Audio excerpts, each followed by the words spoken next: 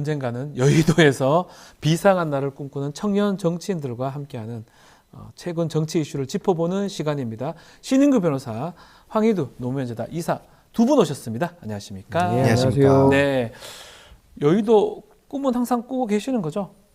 네, 뭐 꿈은 항상 있지만은 네. 뭐 제 뜻대로 다 되는 건 아니기 때문에 네. 가장 좋은 때에 가장 좋은 기회를 기다리고 있습니다. 황희두 이사도 꿈 꾸고 있는 거죠? 저는 뭐 꼭 여의도에 입성해야만 정치라는 게 아니라고 생각해서. 이 생활 정치도 정치인 거죠, 네. 그죠? 자, 그런 것도 있네요. 네, 맞습니다. 젊은이들을 위한 또 그런 정치를 좀 하겠다.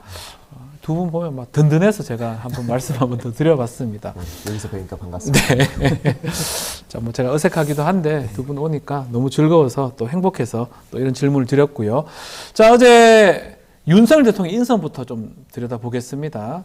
정진석 의원을 신임 비서실장으로 임명을 했고요. 또 홍철호 전 의원을 정무수석에 임명을 했습니다. 이 두 사람 인선 뭐 이례적으로 대통령이 기자 앞에서 직접 발표까지 했는데요. 자, 우선 해당 인사에 대해서 어떻게 평가를 하시는지요? 뭐 저는 뭐 혹시나 해도 네. 역시나 하는 역시나입니까? 인선이다라는 생각이 들 정도로 사실 그 정진석 비서실장 같은 경우에는 네.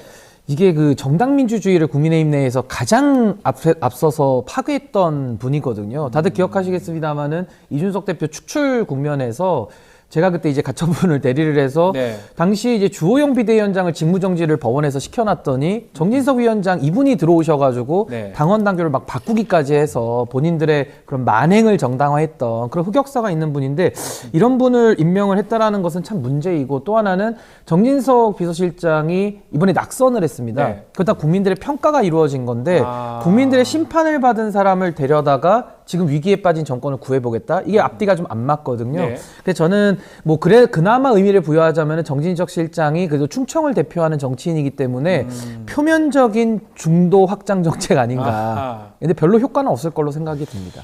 어떻습니까? 지금 신인규 변호사는 아주 좀 안 좋게 지금 혹평을 좀 한 것 같은데. 저는 이거 보면서 좀 막장이라 생각이 들었는데. 막장입니까? 왜냐하면 이게 그 실제로 뭐 식민지 컴플렉스에서 벗어나야 된다는 얘기를 해가지고 또 많은 국민들의 분노를 키웠고 예. 또 노무현재단 이사로서 말을 안 할 수가 없는 사건이 바로 그 입을 언급하진 않겠습니다. 네. 근데 아무튼 본인이 끔찍한 말을 해가지고 실제로 이게 1심에서 징역형까지 나왔거든요. 지금 6개월 실형이 있으면 선고된 네. 상황이죠. 근데 그게 이제 네. 뭐 당연히 뭐 항소를 할 수 있다고 보지만 네. 어쨌든 이게 그 당시에 국힘의 몇몇 의원들은 그래서 노사모 판사라고 하면서 판사에 대한 막 엄청난 비난까지 이어졌었습니다. 네. 근데 이게 제가 생각하는 게 뭐냐면 온라인에서 저는 계속 노무현 전 대통령에 대한 끔찍한 수위에, 그러니까 비판이 아닙니다. 끔찍한 수위에 막 망언들이 나오고 네. 그 계속 조롱하는 밈 같은 게 나오고 있는데 저런 망언을 했던 사람이 심지어 실형까지 받은 사람이 대통령 비서실장으로 가면 그런 행동을 하는 사람들이 뭐라 생각하겠습니까? 야, 저렇게 해도 대통령 비서실장이 되면 또 이 정도 뭐 하는 게 뭐가 그렇게 문제지? 이런 식으로 정당화를 시켜줄 수 있어서 매우 우려하는 거고 이게 뭐 지금 총선을 참패한 사람의 판단이라고 볼 수 있는 건가? 뭐 말이 안 된다 두 생각합니다. 분 다 비서실장 정진석 의원에 대해서 혹평을 지금 주시는 상황인데, 자, 그렇다면 홍철호 전 의원 정무수석 어떻습니까? 그러니까 어제 이제 윤석열 대통령이 홍철호 정무수석도 임명하는 과정에서 네. 똑같이 브리핑장에 나와서 소개까지 할 정도로 뭐 상당한 애정을 보였다고 볼 수 있는데 네. 저는 홍철호 수석은 나름대로 당내에서는 합리적이라는 평가를 듣는 분이긴 합니다만은 이분이 그동안에 김포 출신이거든요. 네. 수도권 출신의 전직 의원으로서 당내 요직도 하면서 윤석열 정권 이렇게 망가질 때까지 단 한마디라도 쓴소리를 한 적이 있나요? 뭐 쓴소리 내지는 건강한 비판이라도 한 적이 있나요? 그러니까 네. 그러려면 본인의 용기가 필요하고 소신이 필요했었어야 했는데 지금 기준으로는 지금 네. 오늘 이 시간까지 저는 홍철호 정무수석이 용기 있는 말과 소신 있는 이야기를 한 걸 제가 들어본 적이 없거든요. 뭐 내부적으로 했는 것까지는 제가 모르겠습니다만은 내부적으로 했더라도 윤석열 정부가 안 바뀌었다라고 하면은 의미 없는 조언한 거 아니겠습니까? 근데 이렇게 국민 앞에 떳떳하게 소신 있는 정치를 못하는 분을 갖다가 정무수석으로 발탁해서 앉혀놓으면은 그냥 월급만 받는 거 아닐까요? 물론 이분이 그 아주 성공한 기업가 출신이라서 뭐 치킨이죠. 치킨집 그거라서 그 무슨 뭐 돈을 위해서 일을 하신 건 아니겠습니다만은 국민을 위해서 일할 공복으로서 지금 윤석열 정권의 이 강력한 폭주를 제어할 그런 정무수석으로서의 적임자냐? 저는 뭐 그냥 하나만한 인선이다. 뭐 이분 아니고 누가 들어가도 전 결과는 똑같을 것이다라고 생각합니다. 강하게 신은기 변호사님 말씀하셔서 그렇습니까? 하나만한 잘 모르는 분이어서 이것저것 이렇게 좀 찾다 보니까 예. 그런 얘기가 있더라고요. 아까 치킨 얘기 하셨는데 예. 평소에 저희 그 뭐 치킨 좋아합니다. 되게 좋아하긴 합니다. 그 밥을 잘 사는 정치인이다. 뭐 그런 얘기가 있어서 그래서 뭐 야당에도 사람들 만나서 밥 잘 사줘라 뭐 이런 의미로 한 거 아니냐는 얘기도 있다는데 뭐 사람들이 뭐라고 생각하겠습니까? 뭐 근데 사실 이 홍철호 수석보다도 앞에 그 정진석 비서실장이 네. 너무 세가지고 예. 뭐 그냥 굳이 세게 비판할 생각은 없어요. 인선은 사실 어떻게 보면 메시지가 될 수 있는 거잖아요. 네. 대통령이 앞으로 어떻게 할 것이다. 이런 메시지가 인선으로 이렇게 드러나는 건데 딱 그런 측면에서는 두 분 다 좀 아쉽다. 이렇게 표현을 하신 걸로 좀 이해가 됩니다. 저는 아쉽다보다는 네. 윤석열 대통령이 아직도 정신을 못 차렸다. 이렇게 표현하는 게 저는 정확할 것 같습니다. 이제 아쉬움은 없는데요. 네. 정신을 못 차렸습니다. 저는. 만약에 신은규 변호사님이 네. 참모라든지 그러면 비서실장 이렇게 간다 그러면 극구 반대하셨을 겁니까? 아니 저 같으면은 당연히 직원을 하는 것이고 제 직원이 수용이 안 될 수 있지 않습니까? 그럼 제가 직을 그만둬야죠. 근데 지금 대통령실에서도 그만둔 사람 있습니까? 아하. 다 그나물의 그 밥 아닌가 이런 평가를 듣는 겁니다. 자, 그럼에도 어제 눈에 띄었던 거는 인사 발표 후에 기자들하고 뭐 질의응답도 했던 부분 또 중간중간에 뭐 미소를 보이기도 하면서 정치하는 대통령이 되기 위한 노력 보였다고 생각이 드는데 변화된 모습이라고 좀 보이는 거죠. 어떻게 평가하십니까?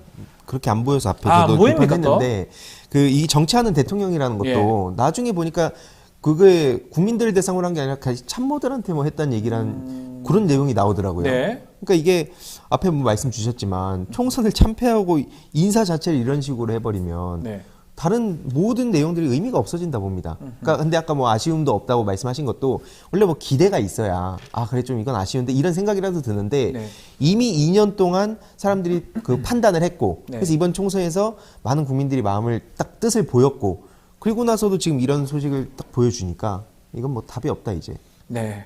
그래도 좀 두 분 나쁘게 좀 얘기를 하시는데 질의응답하는 모습은 거의 처음이고 직접 발표한 것도 처음 아닙니까?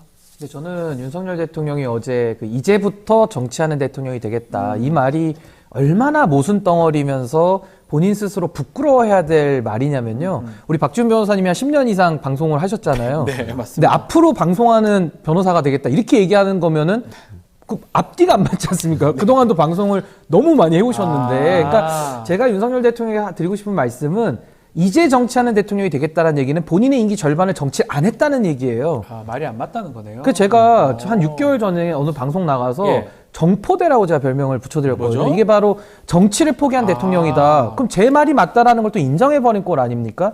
그래서 저는 윤석열 대통령이 앞으로 정치를 하겠다. 너무 잘못된 인식을 보여줬는데 고작 변화라고 보여준 인선 자체가 정진석 비서실장의 수준이라면은 앞으로 저는 윤석열 대통령의 후반기는 이제 국포대가 될 것이다. 국포대는 뭐죠? 이제 국정을 포기한 대통령이 되는 거죠. 세게 좀 말씀하시면 그래서 저는 윤석열 대통령이 지금 총리조차도 임명 못하고 있지 않습니까? 네. 뭐 내부적으로 고민이 많겠습니다만은 이 정도의 실력과 이 정도의 현실인식을 갖고 있다라고 한다면은 앞으로 저는 윤석열 대통령이 할 수 있는 것이 없을 것이다. 그래서 남은 임기 3년이 저는 윤석열 대통령도 불행하겠지만은 대한민국 국민들이 이 너무 큰 고통을 지금 대기하고 있다라는 생각이 좀 들었습니다. 그러니까 뭐 정치하는 대통령 아마 약간 협치라든지 뭐 이런 의미를 아마 부여한 게 아닌가 생각도 들기도 하는데 좀 그렇게 말씀처럼 그런 게 좀 가능할 걸로 봅니까? 이제 기자들도 보고 했으니까 어떻게 보십니까? 그러니까 아까 말씀드렸듯이 이게 내가 그런 의지를 보인다기보다는 참모들한테 이제 메시지 낼 때 참모한테 보이는 겁니까? 그렇게 얘기를 했다고 나와서 네. 그걸 보면서 아직도 정신 못 차렸고 그럴 생각도 없어 이렇게 저는 생각을 했고요. 네. 그리고 제일 중요한 건 1년 5개월 만에 기자들 앞에 서서 질문을 뭐 받았다는 거 아니에요. 네. 오죽하면 이게 무슨 뭐 소통이 기대가 된다는 식으로 보도까지 나오던데 질문 뭐 2개인가? 그 뭐 그냥 하나만 난 소리하고 심지어 마이크 옆에서 빠져가지고 얘기하다 그냥 들어가더라고요. 예. 근데 오죽하면은 여기에 소통이라는 얘기가 나오냐? 오죽 못했으면. 아하. 그러니까 이게 앞으로 어떻게 갈 건지는 뻔히 보이는 거죠. 사실 대부분의 그 시민들도 네. 판단을 다 끝냈다 봅니다. 저는 어제 그 디테일한 장면 아마 보셨을지 네, 모르겠는데 어떤 거죠? 대통령이 나와가지고 마이크는 가운데 놓고 양쪽에 떨어져서 이야기를 하니까 그러니까요. 이 수음이 안 되는 겁니다. 아. 그래가지고 그 대변인이 아마 사회를 봤던 것 같은데 대변인이 좀 대통령님 마이크 쪽으로 좀 가서 발언 좀 해주십시오라고 한 2번인가 얘기를 하는데 대통령이 거부하면서 안 가더라고요. 그 제가 그걸 보면서 뭘 느꼈냐면은 네. 아니, 본인을 위해서 지금 가라는 게 아니라 취재하는 분들이나 국민들이 안 들리니까 가라는 건데도 대통령이 그 사소한 것도 고집을 부리면서 말을 안 듣는 모습을 보면서 야 참모들도 더 이상 이제 입이 아프겠다. 그러면 입이 아프면 그 자리에 왜 있나? 사표 쓰고 나와서 딴 일을 하지 그 자리에서 월급만 받아먹고 있는가? 진짜 그런 생각이 좀 들어가지고 참 그 어제 드러나지 않은 아주 숨은 1인치의 장면 아니었나라는 생각이 좀 듭니다. 댓글에 우리 신인규 변호사님 세다. 마시멜로님은 바른 말하는 신인규.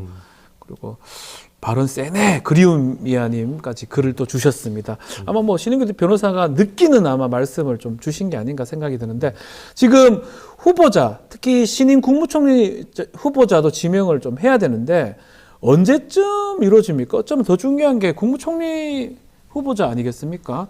이 이재명 대표 회담 이후에 할 거다 이런 관측도 있어요. 그러니까 지금도 윤석열 대통령이 뭐 총리 후보자를 네. 계속 고민은 하고 네. 내부적으로 검토는 하겠습니다만은 아직 발표를 못하는 것은 그만큼 지금 주변에 인물이 없다라는 뜻이고 네. 아직도 본인의 고집을 내려놓지 않았다라고 해석할 수밖에 없거든요. 아. 그래서 저는 지금 뭐 영수회담이 이미 제한이 돼 있는 상태에서 한 25일 이후에 지금 네. 그 이루어질 건데 그렇다면 저는 총리 지명 같은 경우는 이재명 대표와 영수회담을 만약에 이루어진다면 그 영수회담 이후에 저는 총리 후보자를 발표하지 않을까. 그러면서 야당의 의견도 좀 들었다라는 명분 쌓기 아니겠는가라는 생각이 좀 듭니다. 혹시 영수회담 하면서 총리 후보자 이렇게 얘기 좀 하면서 좀 도와달라 아니면 추천해달라 이러면 거국내가게 되는데 추천해달라 이 정도까지 가능할까요? 그러니까 지금 그 하는 언플하는 방식을 보면 뭔가 그런 척을 하는 것처럼 지금 몰아가고 있는데 사실 저는 그거에 대한 신뢰가 저뿐만 아니라 많은 사람들이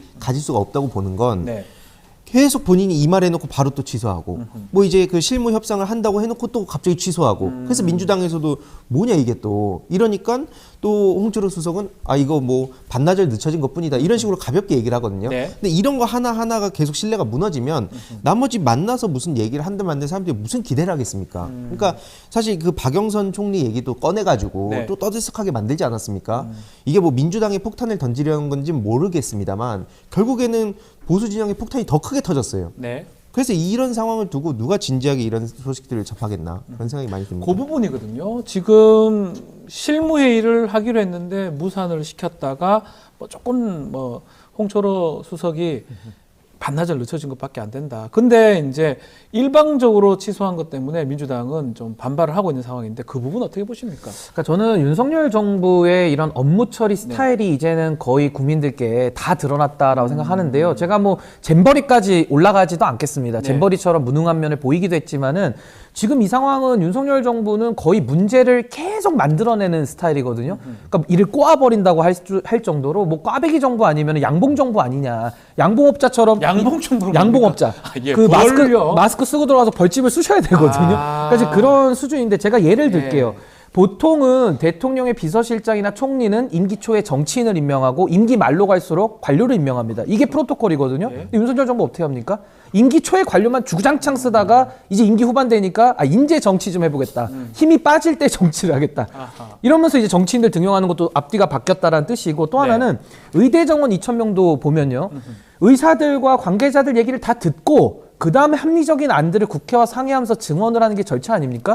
근데 먼저 했으면 2,000명을 문제 딱 없었겠죠. 때립니다. 예. 먼저 2,000명 때리고 총선 때까지 재미 보려다가 실패했죠. 네. 그러고 나서 지금 와가지고는 의사들 만나자 그래도 안 만나주고 다 꼬아버린 겁니다. 이런 네. 것처럼 이번에 정무수석의 교체 문제도 만약에 정무수석을 어제자로 교체할 거를 예상하고 있었더라면은 영수회담 제의를 그 이후에 해야죠. 아, 그렇죠. 아니 일의 순서가 안 맞지 않습니까? 아니 먼저 던져놓고 실무 조율은 들어가는데 짐 싸서 나갈 한호섭 정무수석이 이 일을 하면 그분이 자기 사무실 짐도 싸야 되고 네. 또 가서 얘기도 하면서 인수인계 돼야 되니까 모든 게 꼬이지 않습니까? 그래서 저는 어제 홍철호 수석이 그런 네. 좀 결례 아닌 결례를 전 야당에게 했다고 보거든요. 그러니까 일을 참 거꾸로 하는 이런 문제를 만드는 양봉 정부 아니냐라는 생각이 좀 듭니다. 야, 오늘 얘기 들어보니까 양봉 정부 이거 처음 하는 거죠. 그래서 처음 쓰는 거죠. 처음 쓰는 거죠. 이도경님께서 신인규님 맞는 말씀 공감합니다. 송문수님 신인규 변호사 화이팅. 그리고 꽃다지님도 양봉업자에 빵 터지신 것 같아요. 양봉업자 뭔 말인지 알겠습니다. 이거 쓰고 와서 찌른다는 그 말씀 같은데. 찌르면은 본인은 사는데 나머지가 다 국민이 지금 그러니까요. 다 벌 막 이게 쏘이고 있는데 문제가 되는 거잖아요. 그 말씀을 공감합니다. 지금 하신 것 같습니다. 미리 만약에 정무수석 좀 임명할 것 같으면 영수회담 제의도 좀 나중에 하든가 하지 굳이 그렇게 해놓고 결국 이걸 또 막 뒤엉컬어 놓는다 이런 말씀을 지금 하신 것 같습니다. 공감하시는 거죠? 공감하고요. 예. 그 금요일 날 전화를 했다는 거 아니에요. 근데 예. 그때 또 한동훈 전 위원장한테도 전화를 하면서 그렇죠. 그게 또 본인이 안 하고도 옆에 쿠션을 넣어가지고 해서 예. 그게 또 국힘 안에서 이걸로 또 말이 나오고 있고 네. 그러니까 가면 갈수록 이게 무능하다는 건 진작 드러났었지만 네. 어떤 식으로 그러니까 이런 세세한 부분까지도 얼마나 막장이라고 하긴 또 그러니까요. 아무튼 못하고 있었는지를 지금 적나라하게 까여지는 상황이라고 봅니다. 한동훈 위원장 얘기를 했으니까 그날 제안을 했어요. 이재명 대표한테 영수회담 제안한 날 그날 또 한동훈 위원장한테 오찬 제안을 다음 주 월요일 날 하자고 했는데 또 거절했다고 하고요. 어떻게 평가를 해야 됩니까? 뭐 돌아올 수 없는 강을 건넜다 이런 얘기도 있는 것 같고요. 그러니까 이제 아무래도 세간에는? 윤석열 대통령의 아마 사감이 매우 네. 묻어난 행보다라고 보는데 윤석열 대통령은 지금까지 정치를 안 하고 계속 자기 한풀이 정치 내지는 본인의 감정만을 소모시키는 이런 방식의 정치를 해왔는데 한동훈 위원장 케이스도 똑같습니다. 네. 지금 한동훈 위원장이 오자마자 이제 100일 만에 완전히 선거를 말아먹었는데 예. 모든 책임을 다 지고 가지 않습니다. 제가 그래서 어느 날에는 이거 거의 뭐 희생양 아니냐, 희생제물처럼 보여질 정도로 어쨌든 좀 불쌍해 보이기도 하더라고요. 그래요? 뭐 그 홍준표 시장의 언행이나 이런 거 보면. 근데 외신 얘기도 많이 하시고. 예, 근데 네. 저는 이것도 마찬가지인 게 홍준표 시장을 16일에 만났더라고요. 네. 그러고서 19일에 지금 한동훈 위원장한테 제안을 하다 보니까 그 3일간 한동훈 위원장은 홍준표 시장으로부터 엄청 두드려 맞은 거거든요. 네. 그러니까 이것도 일 처리가 잘못된 게 먼저 만난다고 했으면 한동훈 위원장을 먼저 만나서 고생했으니까 위로해주고 뭐 다음 향보를 이야기해볼 수 있는 건데 홍준표 시장을 먼저 만나가지고 욕을 다 해놓고 네. 그러고 나서 만나자고 하니까 한동훈 위원장이 바보가 아니면은 이 오찬 약속을 수락할 수가 없는 겁니다. 아하. 그러니까 이 부분도 지금 집권 여당의 지금 지지율이 대통령 지지율이 23%까지 내려와서 상당히 지금 위태위태한 상황인데 여당이 또 분열이 되거든요. 네. 그럼 앞으로 정치를 이제부터 하겠다고 하는데 이제 정치를 할 기반이 없어진다라는 생각이 좀 듭니다. 말씀대로라면 한동훈 위원장의 정중한 건강상 이유 때문에 거절했다고 하는데 거절할 수밖에 없는 상황이다 이렇게 봐야 되는 겁니까? 그렇죠. 왜냐면 이 한동훈 전 위원장도 어쨌든 본인 살 길을 찾아가지고 네. 특히 이번에 보니까 자꾸 까치발하고 다니고 기괴한 행동을 많이 했잖아요. 선거 과정에서. 기계한가요? 아니 뭐 이상한 막 공중부양하고 갑자기 네. 뭐 본인 옆에 후보가 있는데 옆에 치워버리고 본인 셀카 찍고 네. 그 과정에서 어쨌든 전효옥 씨 같은 경우에는 이제 BTS급 정치 아이돌이 탄생했다고 평가를 했었어요. 근데 그렇게 또 막 붕붕 뜨니까 네. 그래서 이제 국힘 내부에서도 뭐 선거를 저런 식으로 치르냐고 막 비판이 있었는데 네. 근데 이제 웃긴 게 그리고 나서 이 그 오찬 회동을 안 한다고 하니까 전효옥 씨가 연예인병 걸렸다고 또 비판하더라고요. 연예인병입니까, 그러니까 이것도? 본인이 BTS에 말도 안 되게 비교를 해놓고 네. 그러니까 그런 식으로 지금 국힘 내부에서도 이랬다가 저랬다가 하고 있고 이게 뭐를 원하는 거지 이분들은 이 생각이 좀 많이 듭니다.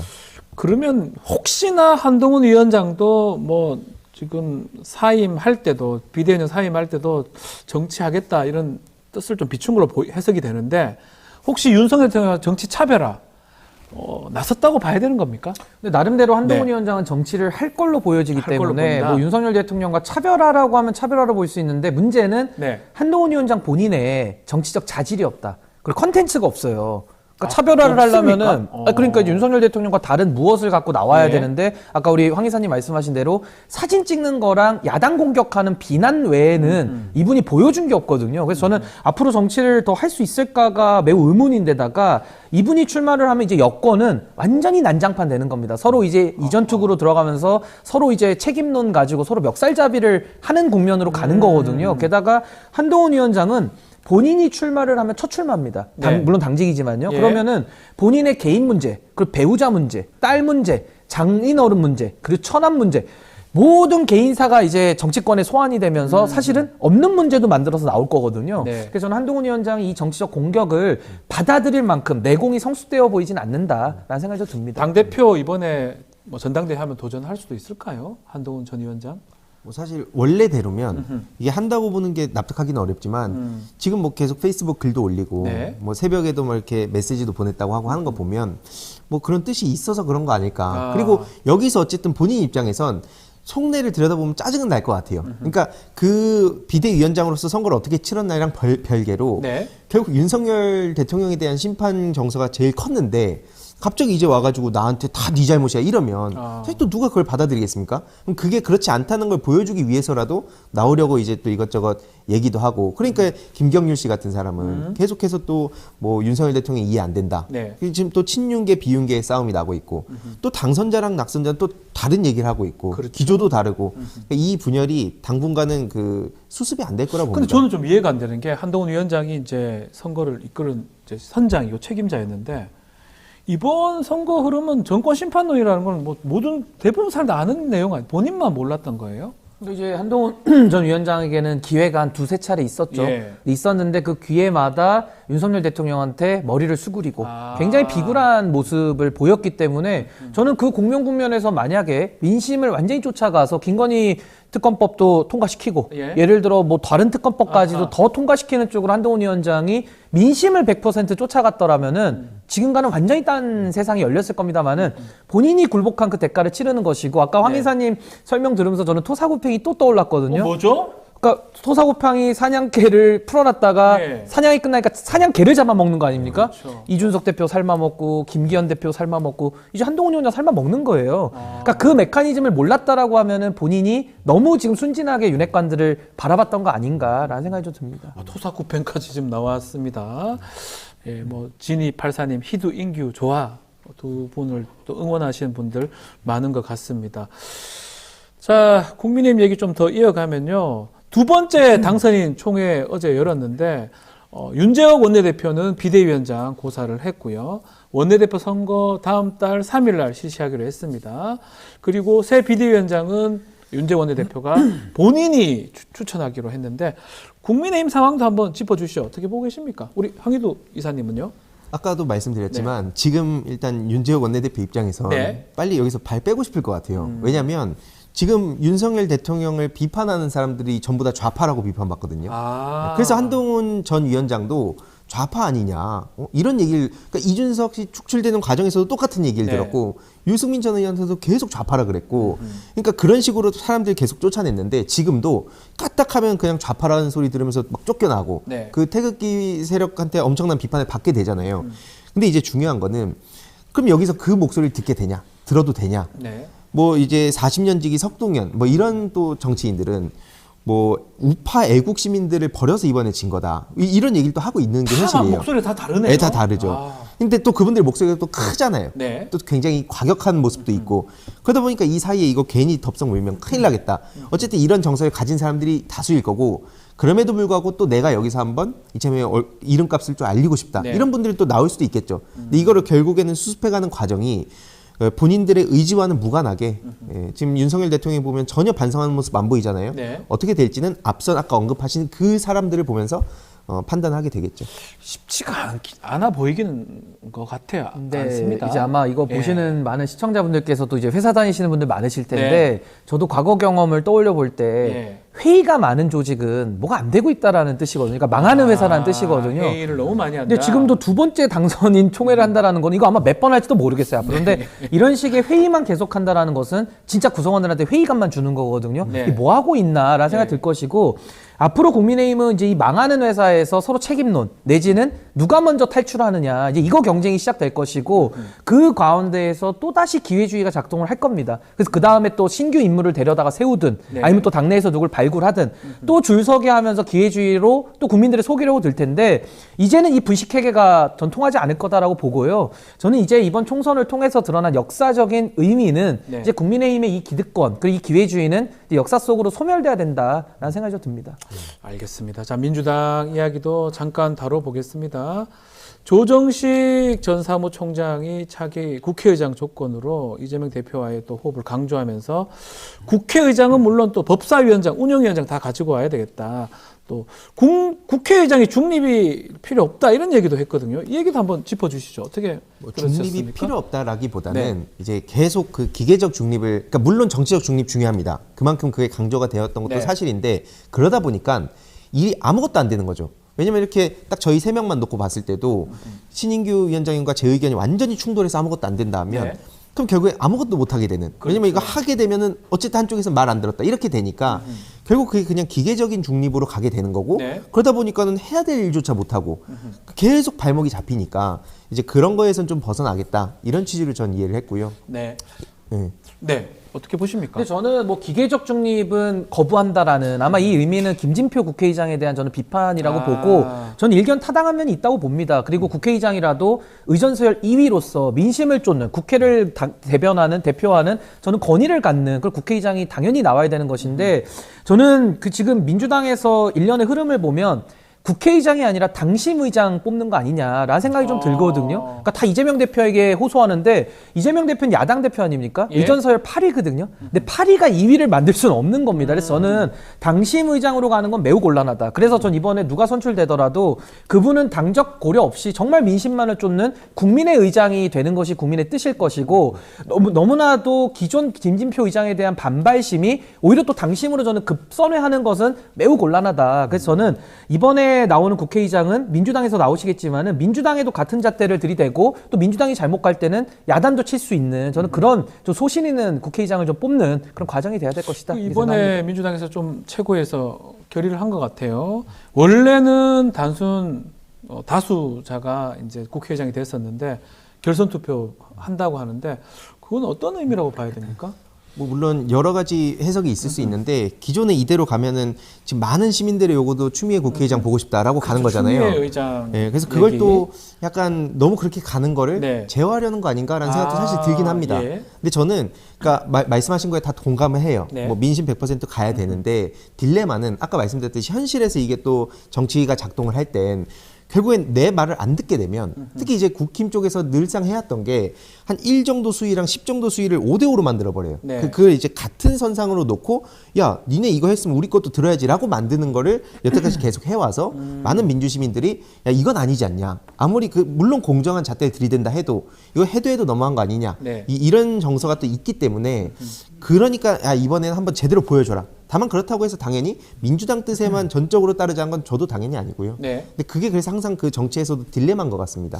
알겠습니다. 저 민주당도 앞으로 국회의장 또 그리고 22대 국회를 운영하는 모습 어떻게 할지 봐야 되는데 이 영수회담 의제도 한번 얘기를 좀 나눠보면 일단은 지원금 25만 원 지원금 전국민 지원금 또 행제세 또 최상병 특검 김건희 특검 이런 것들이 영수회담 한다면 올라갈 거로 봅니까? 이재명 대표하고. 근데 저는 이제 윤석열은요? 지금 뭐 민생의제라고 해서 지금 경제가 너무 어렵기 때문에 저는 당연히 논의를 해야 된다는 입장임에도 불구하고 네. 지금 시점에서는 저는 가장 우선순위에 놔야 될 것은 전 최소근 상병 특검을 비롯한 전 김건희 특검 이 특검에 대한 진실 규명이 전 가장 먼저 이루어져야 된다고 봅니다. 왜냐하면 민생을 아무리 이야기한다 한들 지금 윤석열 대통령은 민생에 관심이 없거든요. 근데 네. 이분이 첫 번째 메시지를 국민들 앞에 낼 때 첫째도 민생, 둘째도 민생이라는 어처구니 없는 이야기를 하고 있어요. 그래서 저는 오히려 윤석열 대통령에게 판을 깔아주거나 오히려 역이용을 당할 수 있는 주제들은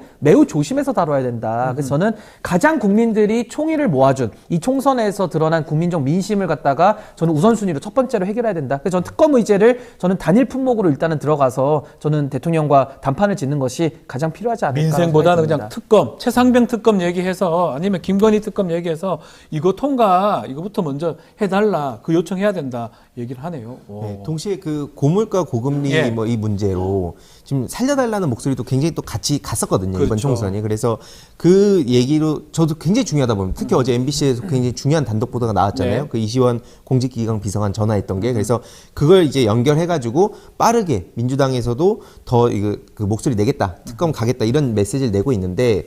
그것과 동시에 이제 그 대파 875원도 상당히 많은 사람들한테 그 공감을 이끌어냈어요. 네. 그 분노의 정서가. 그래서 그것도 이제 올려서 왜냐면 또 지금 얘기를 안 하면 나중에 또 뒤로 가게 되면 뭔가 이제 선거철 맞물렸을 땐 또 이거 돈 뿌리게 한다. 포퓰리즘 한다. 네. 심지어 뭐 마 X에 비유하지도 않았습니까? 예. 제가 여기서 뭐 언급을 하면 안 될 것 같아서. 예. 그러니까 그렇기 때문에 지금 이럴 때 논의를 해서 앞으로 뭐 어떻게 조정해 갈 것이냐, 뭐 금액은 어떻게 맞춰갈 것이냐 이런 논의를 같이 지금 하는 게 좀 뭐, 필요하다고 근데 봅니다. 특검이 윤석열 대통령 입장에서는 약간 아킬레스건 같은 거라서 이게 얘기가 될까요? 의제로 선정이 그러니까 될까요? 저는 의제를 그물망식으로 너무 벌려버리면은 하나의 집중도가 떨어진다라는 차원이었고 네. 저는 민생 문제는 윤석열 대통령은 민생에 관심이 없는 분이거든요. 그러니까 오히려 그 표면적 액션에 속으면 안 되고 네. 오히려 국회에서 저는 민주당이 주도해서 민생 이슈를 이끌어가는 것이 더 낫고 대통령하고 담판을 지을 때는 지금 가장 중요한 게 뭐겠습니까? 길 가는 분들 아무나 붙잡고 물어봤을 때 저는 제일 많이 동의할 수 있는 것은 이 정부의 국기문란 사안에 대해서 진실을 좀 밝혀라. 네. 근데 아직까지도 지금 민주당 주도로 해서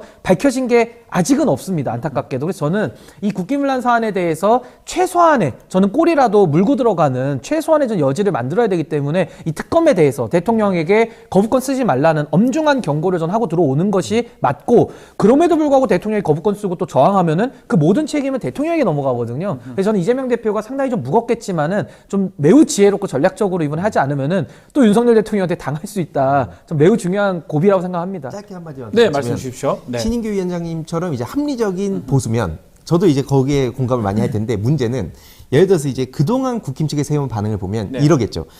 야 대표가 그렇게 언론에다 대고는 막 민생회복지원금 얘기하더니 대통령 만나서 입도 뻥끗 안 하고 왔어. 근데 내가 이거 사기치는 거 아니야? 네. 라고 얘기를 할 가능성이 매우 높기 때문에 이번에 가서 그 메시지도 전하고 오는 게 전 맞다고 생각합니다. 맞다고 오늘 댓글에 두 분이 청년 정치인들 이렇게 셌나요? 이렇게 질문들이 많아요. 예, 세네요. 뭐 저도 잘 모르지만 신인규 변호사님 네 얘기가 많이 나옵니다. 알겠습니다. 두 분 얘기는 오늘 여기까지 듣겠습니다. 신인규 변호사, 황희두 노무현재단 이사 두 분 감사합니다. 고맙습니다.